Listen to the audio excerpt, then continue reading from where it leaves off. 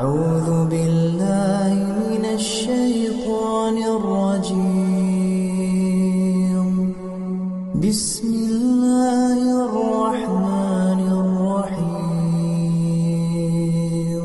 قل أوحي إلي أنه استمع نفر من الجن فقالوا إنا سمعنا قرآنا عجبا يهدي إلى الرشد فآمنا به ولن نشرك بربنا أحدا وأنه تعالى جد ربنا ما اتخذ صاحبة ولا ولدا وأنه كان يقول سفيهنا على الله شططا وأنا ظننا أن لن تقول الإنس والجن على الله كذبا وأنه كان رجال من الإنس يعوذون برجال